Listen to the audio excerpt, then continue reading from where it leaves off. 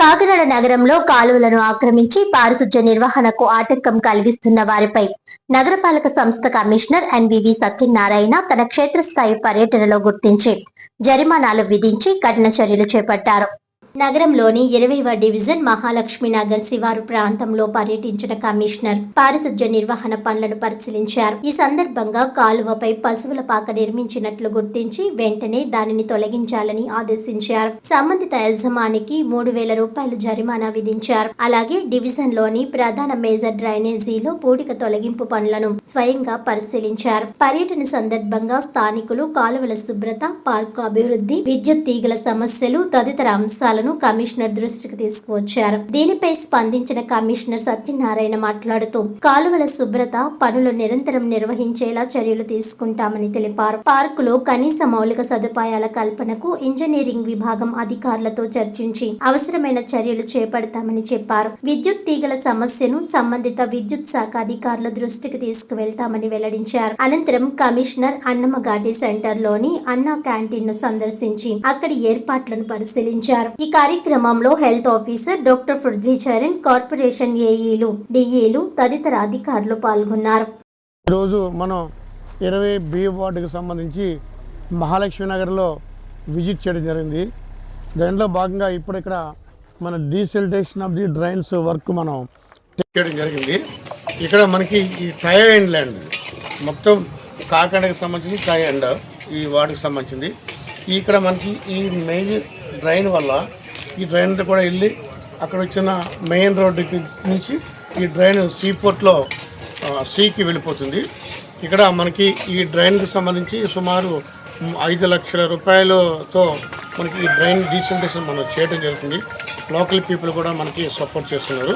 ఇక్కడ ముఖ్యంగా కొంతమంది ఒక అస్సాం గారు పశువులది పాకేసేసి ఆ పశువుల నుంచి వచ్చిన పేడ అనేది డ్రైన్లో తోసేస్తున్నారు. ఆయనకి ఫైన్ కూడా ఇంపోజ్ చేయడం జరిగింది 3,000 రూపాయలు. దానివల్ల ఈ డ్రైన్ అక్కడ స్టాగ్నెట్ అయిపోయి వాటర్ మనకి దిగట్లేదు. అది దానివల్ల కూడా మనకి ప్రాబ్లం వస్తుంది. ముఖ్యంగా లోకల్ పీపుల్ని కూడా నేను రిక్వెస్ట్ చేస్తుంది ఏంటంటే ఎవరైతే ఈ పశువులు పెంపకందారులు ఉన్నారో వారు కొంచెం కట్టుకోమని చెప్పండి. కానీ వారు తీసుకొచ్చి ఆ పేడని డ్రైన్ వేసేస్తున్నారు. దానివల్ల మొత్తం డ్రైన్ కప్పబడిపోయిపోయింది.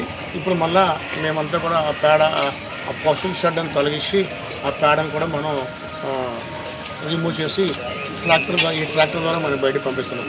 ఇక్కడ కూడా అందరికీ రిక్వెస్ట్ చేసేది ఏంటంటే ముఖ్యంగా ఈ పశువులకు సంబంధించిన ఇక్కడ ఎక్కువ ఉన్నాయి కాబట్టి ఏ విధమైన పశువు సంపద పేడను మాత్రం డ్రైన్ తీసుకొస్తున్నాము. అదేవిధంగా మనకి పార్క్ కూడా ఉంది. ఈ పార్కులో గతంలో అండర్ డ్రైనేజ్ కోసం అక్కడ పైప్ లైన్ పెట్టి ఉన్నారు. ఇది మనకి ఇంజనీరింగ్ మన ఆర్డబ్ల్యూఎస్ ఇంజనీరింగ్ కూడా వచ్చారు. దాన్ని కూడా వెరిఫై చేసి దాని యొక్క పరిస్థితి కూడా వెంటనే దానిపైన తగ్గ చర్య తీసుకొస్తుందిగా ఇంజనీరింగ్ డీని ఆదేశించడం జరిగింది. అదేవిధంగా ఇక్కడ మనకి ఒక ఫోల్ విషయంలో మనకి లోకల్గా రిపోర్ట్ చేస్తారు. ఎలక్ట్రికల్ డీ గారు కూడా ఉన్నారు. ఆ పోలు సంబంధించి రీప్లేస్మెంట్ చేయడం కానీ దానికి వాలిపోయి అని ఉందని చెప్పారు. దాన్ని రీప్లేస్మెంట్ చేయడానికి కూడా యూ కెన్ టేక్ యాక్షన్. అదేవిధంగా మనకి ఇక్కడ ఈ డ్రైన్ వెళ్ళే కర్వట్లో ఒక హౌస్ ఓనరు మన డ్రైన్ని కూల్చేసి ఆ బండ ఏది ఉంటుందో బండ కూల్చేయడం వల్ల ఈ మట్టి అంతా వచ్చి ఆ డ్రైన్లో కలిసిపోతుంది. దానివల్ల వాటర్ ఫ్లోయింగ్కి చాలా ఇబ్బంది వస్తుంది. అట్లా జరగకుండా కూడా చేస్తున్నాం. అతనికి కూడా ఫైన్ ఇంపోజ్ జరిగింది. దానికి కన్సర్న్ సెంటర్ సెక్రటరీ గారు 2 ఫైన్లు, ఎవరైతే పశువులు పేడ డ్రైనేజ్ ఆయనకి ఒక 2,000, అతనికి ఒక 2,000, పశువులకి 3,000 ఇస్తున్నాము ఫైన్.